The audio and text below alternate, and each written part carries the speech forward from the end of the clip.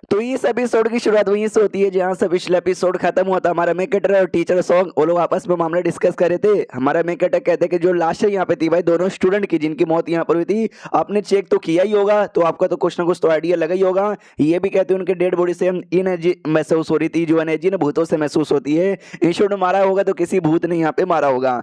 हमारा main character भी कहता है अच्छा ऐसी बात है क्या। वो सामने से कहती है लेकिन तो भी आई डोंट नो, मुझे ऐसा नहीं लगता कि सीटू यान ने मारा होगा, क्योंकि यार उसकी आत्मा इतनी स्ट्रांग नहीं होगी और इनको मारने वाला ना कोई बहुत ही स्ट्रांग बंदा यहाँ पर है। हमारा मैं कट मनी मन सोचता है कि हम नॉर्मली जब भूत यहाँ पे बन जाते हैं और ऐसे भूत जिनको बदला यहाँ पे चाहिए, उनके पास ज्यादा दिमाग नहीं होता। जैसे वो लेक पे मरी थी तो उसकी जो आत्मा है ना हमेशा लेक पे रहेगी, जब उसके दुश्मन लेक पर आएंगे वो तो ही मारेगी। लेकिन ये दोनों लौंडे जो कि अपने घर पे थे, ये लोग अट्रैक होकर ना लेक के पास यहाँ पर आए थे, तो जाके लोग मरे थे। हाँ, तो किसी भूत के पास इतना दिमाग नहीं है जो कि अपने घर से अट्रैक करके लेक के पास यहाँ पे बुलाए या मारे यहाँ पे दे, जिसके लिए चांसेस ना सीटू यान के थोड़े से कम यहाँ पे लगते हैं। और ऊपर से सीटू यानी जब वो मरी थी वो कोई एक कल्टीवेटर नहीं थी, एक नॉर्मल सी लड़की यहाँ पे थी। हाँ, तो उसका जो आत्मा रहेगा ना वो भी काफी कमजोर यहाँ पे रहेगा। बंदे लोग की आत्मा कमाल की तभी बनती है जब वो जिंदा होते हैं, तो उनकी आत्मा स्पेशल होती है। कई कई बंदों के बॉडी के अंदर स्पेशल आत्मा होती है, तो मरने के बाद ना वो आत्मा जब भूत बनती है तो स्पेशल भूत बनता है, या तो उसको कल्टीवेटर होना चाहिए। लेकिन पक्का ये दोनों क्राइटेरिया मीट नहीं करती।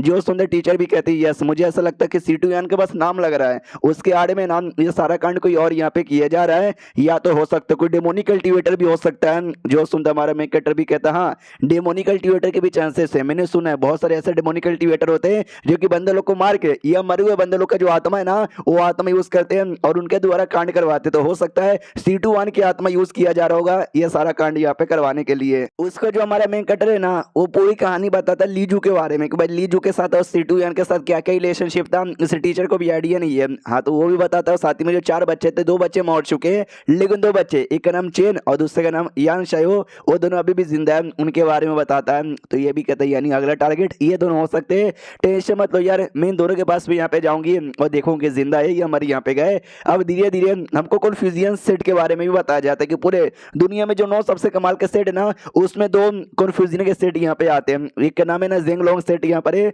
जो कि इंपेरिया कोर्ट से बिलोंग करता है। हाँ, तो उसके ऊपर ज्यादा इंफॉर्मेशन नहीं है। सेकंड यहाँ पर है जियांग नैन, ये वही कन्फ्यूजियन सेट है जिस सेट से ये टीचर यहाँ पे बिलोंग करती है। एक टाइम पहले इसका जो फाउंडर है ना वो बस एक कन्फ्यूजियन स्कॉलर यहाँ पे था, जो कि एक आया, एक घर में रहना चालू किया, 2-4 बच्चे हैं, बोले मास्टर कुछ सिखाओ ना, तो यही बोला चलो सिखा देता हूँ। तो 4-5 बच्चे यहाँ पे आने लगे, तो उसके बाद 10-12 आने लगे, ऐसे करते करते 100-50 आने लगे। ये सबको सिखाया और धीरे धीरे एक छोटा सा सेट बना। वही छोटा सा सेट में बच्चे लोग और कमाल के बनते गए, तो वही छोटा सा सेट ना आज इतना बड़ा सेट बन गया जो कि 9 कमाल के सेट में उसका नाम आता है। और आज ढेर सारे बड़े बड़े स्कॉलर है ना वो सेट से निकलते हैं। और मीट सॉन्ग कन्फ्यूजन सेट की एक कल्टीवेटर है, ये बात है लीन भाई को भी पता चलती है। तो लीन भाई भी कहता है कि आप बात करें सच्ची में, तो वो भी कहता मैंने तो बहुत पहले बोला था कि एकेडमी में जो भी कांड होता है ना उसको कन्फ्यूजन सेट वाले सॉल्व करते हैं। हाँ, तो भाई मिस हम मिल चुकी है, वो मिलके सॉल्व हम करेंगे।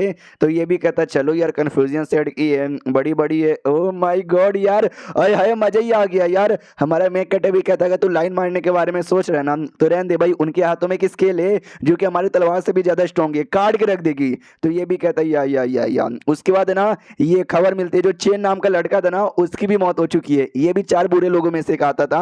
हाँ, तो ये लोग टीचर के पास जाते हैं, टीचर से पूछते बताओ टीचर आप तो चेक करने गई थी फिर कैसे मर गए। ये लोग भी कहते हैं यार मैं क्या बताऊं। हाँ, तो जैसे क्लास खत्म हुआ मैं वैसे उसके घर पे चेक करने गई थी। सबसे पहले बाप के साथ यहाँ पे मुलाकात हुई, जो बाप है ना बहुत ही सैड लग रहा था। बाकी फैमिली के साथ मुलाकात हुई, सब लोग बड़े सैड लग रहे थे। तो पता चला चेन की मौत यहाँ पे हो चुकी है। मैंने बाप से पूछा कि भाई कैसे यहाँ पर हुआ, तो बताना चलो किया कि जब से जांग और उसका दूसरा जो साथी था उसकी मौत हुई थी ना, ये भी डर गया क्योंकि उसको भी डर लग रहा था कि मेरी भी मौत हो सकती है। तो इसने अपने आप को कमरे में बंद कर लिया था। ये लिटरली कमरे से बाहर ही नहीं आता, खाली कभी दिन में मम्मी चाहती है, शाम को पापा यहाँ पे जाते और खाना डिलीवर करके आ जाते।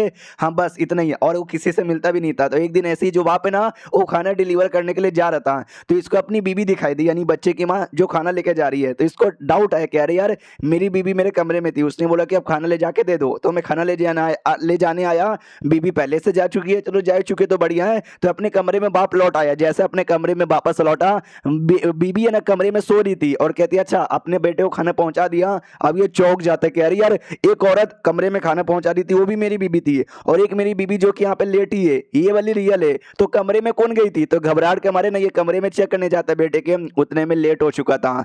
उस बेटे की मौत हो चुकी थी, उस बेटे का भी जो बॉडी है ना जला हुआ था आग से।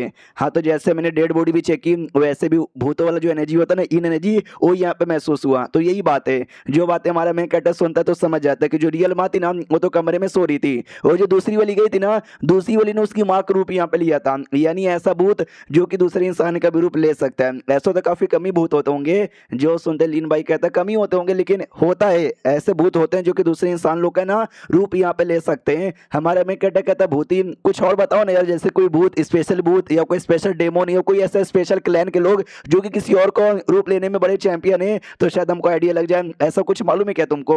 जो सुंदर लीन भाई कहते हैं स्पेशल भूत यहाँ पे रहते हैं जिनको स्पिरिट ऑफ डिस्टिंग्विश यहाँ पे कहा जाता है।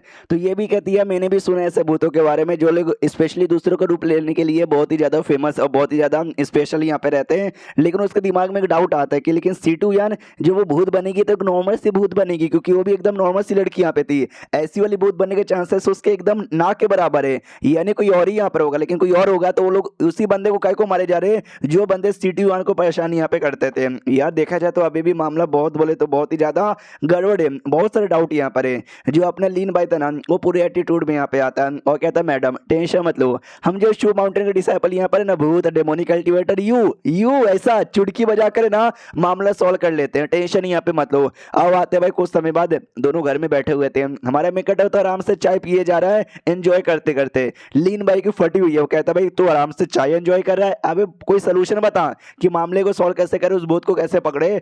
हमारा मेकट कहता भाई मैं क्या करूं यार, नहीं तू बता मैं यहाँ पे क्या करूं। अच्छा तूने मैडम सॉल्व के सामने एटीट्यूड जो दिखा दिया कि यू सॉल्व कर देंगे और तू उससे सॉल्व यहाँ पे हो नहीं रहा। देख मेरा काम बस लीजू की प्रोटेक्शन करना था, केस में पहली बार हमारा कुछ लेना देना नहीं था। ये भी कहता है अगर तूने केस सॉल्व करवा दिया तो मैडम सॉन्ग यहाँ पे खुश रहेगी, स्माइल देगी, प्यार से भाई थैंक यू बोलेगी, तो तुझे उनका स्माइल नहीं देखना, उनके मुंह से थैंक यू नहीं सुनना। ये भी कहता ना मुझे तो बस अपने काम से मतलब है और भूत से मतलब है और प्रोटेक्शन से मतलब है, उनके स्माइल से मुझे कोई मतलब नहीं है। हाँ लेकिन देखा जाए तो मामला बहुत ही बड़ा है और क्यूरियोसिटी मुझे भी है सॉल्व करने की। एक तो भाई सिटुयान की आत्मा ऐसा रूप बदलने वाला भूत में कन्वर्ट नहीं हो सकता, और कोई और अगर भूत है तो सिटुयान के बदले बदला काय को यहाँ पे लिया जा रहा है। डाउट तो यहाँ पर है, एक सेकंड 4 बच्चे यहाँ पे थे, 3 बच्चे की मौत हो चुकी है ना, एक बच्चा यान शायो वो अभी भी जिंदा यहाँ पर। एक काम करते हैं यार, मैं यान शायो के घर पे जाके चेक करता हूँ और उससे मिलता हूँ तो शायद मुझे कुछ पता यहाँ पे चल जाए। तो घर में रह, और जो लीजू है ना लीजू पे नजर रख, वो भी कहते ना चोलबे ई ना चोलबे ई ना चोलबे ई ना चोलबे। तू पिछले बार यहाँ पे गया था, तुझे मिस सॉन्ग यहाँ पे दिख गई थी, इस बार मैं जाऊंगा,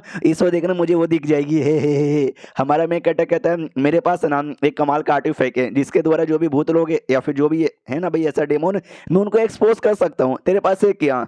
तो उसका तो लाल हो जाता है कि नहीं मेरे पास तो नहीं है, जा या तू ही जा, मैं आराम से अपना यहीं पे ध्यान देता हूँ। हमारा मैं कहता है ये ना बात, वो निकल जाता है। यहाँ शगो जो घर है उस घर के बाहर आता है और दरवाजा नॉक नॉक करता है। तो रात की बारी थी, नौकर आता और कहता है इतनी रात को हम किसी को भी अपने घर में नहीं लेते, निकल जाओ यहाँ से। तो हमारा मैं थोड़े से पैसे निकाल के देता है और कहता भाई तुम्हारे जो यंग मास्टर है ना यंग शयो, हम उनके दोस्त है भाई, मिलने दो ना। तो ये भी कहता है अरे अरे पैसे देने का शुक्रिया, क्या ना भाई यंग मास्टर यंग शयो से मिलना है क्या, वो अभी घर पे नहीं है। और ये चैप्टर यहीं पे खत्म हो जाता है। क्या लगता है घर पे नहीं है, कहाँ गया होगा? हम मिलते हैं किसी और वीडियो में, जब तक के लिए बाय बाय।